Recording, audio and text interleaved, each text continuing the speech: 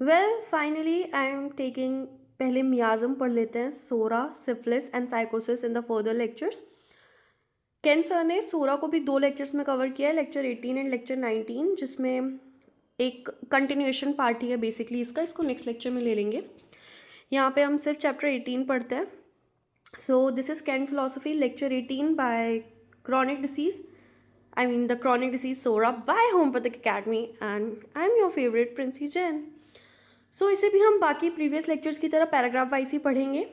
Hope आपको ये सब चीज़ें समझ में आए जैसे मैं पढ़ा रही हूँ, एंड अगर ज़रा सा भी चेंजेस करना है then your follow back is always welcomed. So आइए स्टार्ट करते हैं। बेसिकली पैराग्राफ 1 में द ओरिजिन ऑफ सोरा बताया गया है, द फर्स्ट सिकनेस। ठीक है, हैनमन सर ने जिस तरीके से सोरा को क्रोनिक डिसीजेस में अपने लिया हुआ है, उसी तरीके से कैन सर ने इसको फर्दर एलैबोरेट किया है कि ये कैसे दुनिया में आया, एंड अगर ये नहीं होता तो दुनिया में और कोई chronic disease, in fact acute disease भी नहीं होती, कोई डिसीज़ ही नहीं होती बेसिकली। एंड कैसे ये पहले बहुत ज़्यादा सीवियर था, अब कितना ज़्यादा ये माइल्ड होता जा रहा है, उसके बारे में भी हम देखेंगे। ठीक है, तो देखते हैं केंट पहले क्या बोल रहे हैं। Kent argues that psora is the foundation of all human suffering. ठीक है, यही सबसे ज़्यादा बेसिक है एंड इसी की वजह से सारी ह्यूमन सफरिंग डेवलप हो रही है। ठीक है, he poses that it did not begin with a skin eruption but with a spiritual sickness. I mean obviously skin eruption से सबसे लास्ट स्टेज होता है। ठीक है, आई मीन बॉडी में किसी चीज़ का डेवलप होना ये तो सबसे बाद की बात है। पहले हम उसको मेंटली अपने अंदर डेवलप करते हैं। वाइटल फोर्स जब डीअरेंज होने लगती है तो वो साइन एंड सिम्टम्स कहीं ना कहीं बॉडी में देता है, बट पहले तो वो हमारे सेंटर को इफेक्ट करता है। राइट, सेंटर हमारा क्या, सेरिब्रम, जो हमने पहले पढ़ रखा है, उसी से रिलेट कर लेते हैं इसको। ठीक है, अब आगे देखते हैं। Basically the internal state Kent believes that man's will and understanding must have been dearranged first if the human race had remained in perfect order। क्या बोलना चाह रहा है, पहले पूरा पढ़ लेते हैं कि सोरा could not have existed। Kant sir is saying कि अगर men की will and understanding पहले डिअरेंज हुई होगी, ठीक है, अगर ऐसा नहीं हुआ होता, if the human race had remained in perfect order, अगर ये विल एंड अंडरस्टैंडिंग कभी डिस्टर्ब हुई ही नहीं होती, हमेशा सब एक दूसरे के बारे में अच्छा सोच रहे होते, खाना पीना एकदम भरपूर होता, किसी में किसी चीज़ की जेलसी नहीं आती, कोई फीलिंग्स एंड इमोशंस नेगेटिव में नहीं होते, तो सोरा कभी आता ही नहीं इस दुनिया में।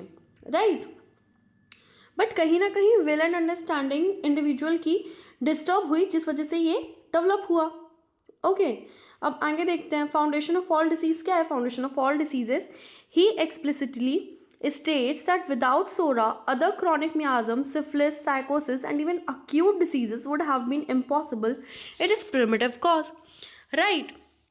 यही मैंने स्टार्टिंग में बताया था कि कैसे कैंसर ने इसको एक्सप्लेन किया है कि अगर सोरा एग्जिस्ट नहीं करता, then are syphilis and psychosis, the other two miasms, the acute diseases would never have been occurred.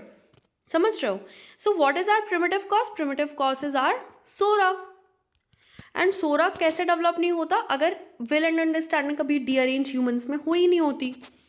ठीक है, फर्स्ट पैराग्राफ बहुत इंपॉर्टेंट है टू अंडरस्टैंड द इम्पॉर्टेंस कि हमें सोरा मियाज़म समझना इंपॉर्टेंट क्यों है, क्योंकि इसी की वजह से जितनी आज सफरिंग है ये सब कुछ इसी की वजह से है। ठीक है, अब सेकेंड पैराग्राफ में क्या बोल रहे हैं कि सिंपल वर्सेस कॉम्प्लेक्स फॉर्म, सोरा का सिंपल एंड कॉम्प्लेक्स फॉर्म को हम अंडरस्टैंड करेंगे। केंट ने इन दोनों को डिस्टिंग्विश किया है between the original mild manifestations of psora of the vicious states we see today. ठीक है, आज जिस स्टेट में हम उसको देख रहे हैं उसी का milder form, milder manifestations, original manifestations क्या था? सो प्राइमरी मैनिफेस्टेशंस में केंट सर बता रहे हैं कि in its simplest form psora manifest as a vascular eruptions, small fluid filled blisters. Kent sir क्या बोल रहे हैं कि सोरा अपने आप को कैसे मैनिफेस्ट करता है? वेसिकुलर इरप्शंस के फॉर्म में, जो कि स्मॉल होते हैं, फ्लूइड फिल्ड ब्लिस्टर्स होते हैं। ठीक है, अब आगे देखते हैं। ऑफन सीन इन चिल्ड्रंस में भी हम इसको देखते हैं जनरली, ठीक है। अब आगे व्हाट ही सेइंग कि उसका प्रोग्रेशन कैसे हुआ। पहले तो हमने क्या देखा, वेसिकुलर इरप्शंस देख लिया, ठीक है, प्रिमिटिव मैनिफेस्टेशंस उसका।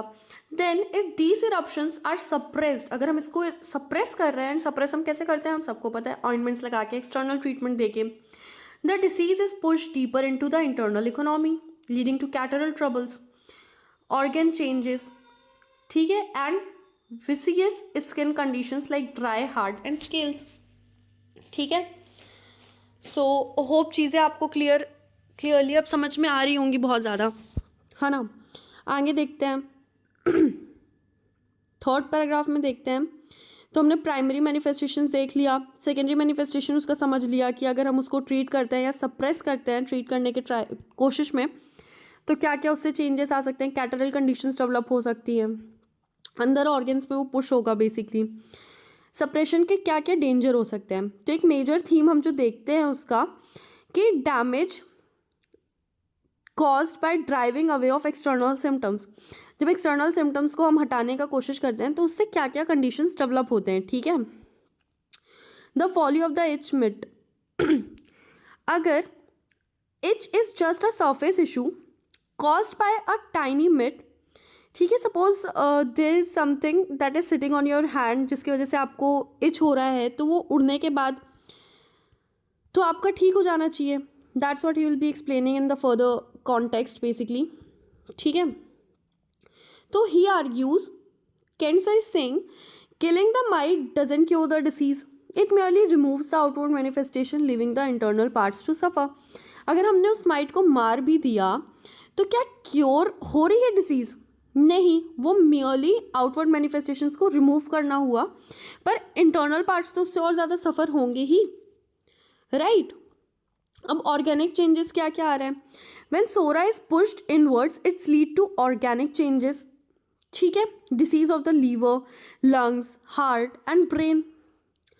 भाई लेस इंपॉर्टेंट ऑर्गन से मेन इंपॉर्टेंट ऑर्गन पे ही तो चीज़ें पुश होती हैं, है ना। ये तो हमने स्टार्टिंग से ही पढ़ा हुआ है, वही बता रहा है यहाँ पे, ठीक है। आगे देखते हैं, यहाँ पे ऐसा कुछ है नहीं तो टाइम वेस्ट करने की कोई बात ही नहीं है। देख लेते हैं, कैंट रिफ्यूज क्या करते हैं, cantt refers a condition of Bright's disease not as independent disease. Now what is Bright disease? Kidney failure की एक कंडीशन होती है, ठीक है, but as the ultimates or the end result of suppress psora. तो ये किसका रिजल्ट है? This is the result of suppress psora. हमने कहीं ना कहीं सोरा को सप्रेस किया होगा कभी किसी स्टेज ऑफ लाइफ में, जिस वजह से आज हमको किडनी फेलियर यानी ब्राइट डिसीज से सफ़र करना पड़ रहा होगा, ठीक है। हमको लगता है किडनी फेलियर हुई है तो वो एक इंडिपेंडेंट डिसीज होगी, नो, इट्स दी सेकेंडरी और टर्शियरी मैनिफेस्टेशंस, ठीक है, जो हमारे गलतियों की वजह से हमें भुगतना पड़ रहा है बेसिकली, ठीक है। पाथ टू क्योर क्या है, अब पाथ टू क्योर समझते हैं। हम सब ने क्या पढ़ा है, हेरिंग्स लॉ ऑफ क्योर तो पढ़ा ही है कि क्योर कैसे टेक प्लेस करता है, याद है। बेसिकली मोस्ट इंपॉर्टेंट ऑर्गन से लीस्ट इंपॉर्टेंट ऑर्गन की तरफ जाता है, then within to outward जाता है, and also top to bottom cure होता है, ठीक है। सो ये सारी चीज़ें तो हमने पढ़ी ही है। अब आगे देखते हैं कि reversing the order, Kent argues that a true homeopathic cure must follow Hering's law, moving from within outward, from the most important organ to the least important organ, ठीक है, ये तो हमने स्टार्टिंग से ही देख लिया है। Well, return of eruptions. Kent emphasizes that when a vicious, ugly eruptions comes back to the skin, तो ये अच्छा साइन हुआ कि बुरा साइन हुआ? जब तक नेक्स्ट पेज में जाते हैं आप मुझे बताओ।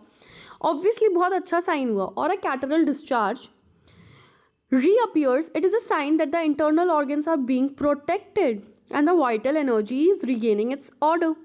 बहुत ही important है। Suppose if you are treating a person, ठीक है, with Bright's disease ही ले लो, ठीक है, and Bright's disease में अगर वो ठीक हो रहा है एंड उसको अगली इरप्शंस आ रहे हैं बॉडी में, कैटरल डिस्चार्जेस बहुत ज़्यादा बढ़ रहा है, तो ये बहुत अच्छा साइन है। इसका मतलब योर जो रेमेडी है वो राइट रेमेडी है। क्यों? क्योंकि वो विद इन से आउटवर्ड काम कर रही है. Your kidney is the with in organs, right. And अब वो उसको ठीक करके चीज़ों को बाहर आउटवर्ड मैनिफेस्ट करवा रही है. इसका मतलब ये बहुत अच्छा साइन है. इसका मतलब है कि जो आपके इंटरनल ऑर्गन्स हैं वो प्रोटेक्टेड हैं. Your vital energy is regaining it's order. समझ रहे हो? मेरी बात को समझने की कोशिश करो अगर नहीं भी समझ में आ रहा है तो, क्योंकि ये बहुत इंपॉर्टेंट और बहुत बेसिक कॉन्सेप्ट है बेसिकली, जो आपके क्लिनिकल चीज़ों में बहुत ज़्यादा काम करेगा. ठीक है. Now psora is the deepest chronic miasm, we all know that. ठीक है, क्योंकि सबसे पहले यही आया था. This is only the mother of all miasms and only constitutional homeopathic remedy can truly cure it. हम बस कुछ साइंस के बेसिस में कि भाई बर्निंग मिल रहा है, इच मिल रहा है, तो चलो एंटीसोरिक रेमेडी दे देते हैं. No guys, you should always follow a constitutional homeopathic treatment. ठीक है, मतलब आपको उसका फिजिकल मेकअप भी देखना पड़ेगा, आपको उसका टेम्परामेंट भी देखना पड़ेगा, आपको उसका थर्मल भी देखना पड़ेगा, डायथिसिस देखो, मियाज्म देखो, सारे गाइडिंग सिम्टम्स देखो, देन ट्रीट करो. Not just with the help of key note symptoms. ठीक है. नो. एंड मैं आपको बता दूं that if you are treating a person only on the basis of their key notes, then you are not treating the person rightly. आपकी वो medicine सही भी क्यों ना हो, तब भी you are making some kind of mistakes, जिस वजह से आप उस पेशेंट के क्योर में हर्डल बन रहे हो. ठीक है. सो ऑलवेज रिमेंबर कि की नोट सिम्टम्स किसी मेडिसिन को याद करने के लिए तो बहुत अच्छा है, लेकिन कॉन्स्टिट्यूशनल ट्रीटमेंट से ही एक पर्सन का सही क्योर अचीव होगा. ठीक है. So guys, that's it for this video. Thank you so much for watching it. Do like, comment, share and subscribe homeopathic academy. And कुछ भी चेंजेस चाहिए आपको, किसी और तरीके से पढ़ना है, देन मुझे ज़रूर इन्फॉर्म करना. I will help you guys with that. And क्योंकि मेरा मेन गोल ये नहीं है कि मैं आपको अपने नोट से पढ़ाऊँ, बुक से पढ़ाऊँ. मेरा मेन गोल है कि चीज़ें आपको क्लियर होनी चाहिए, एग्ज़ाम में आए तो आप लिख सको, लाइफ में इसको इम्प्लीमेंट करना हो तो आप उस स्टेज तक याद रखो इस चीज़ को, नॉट जस्ट फॉर एग्जाम्स. ठीक है. बट नो डाउट एग्जाम्स तो हमें क्लियर करना ही है. So for that too I am trying my best. And yeah, love you all. Keep studying and keep shining guys.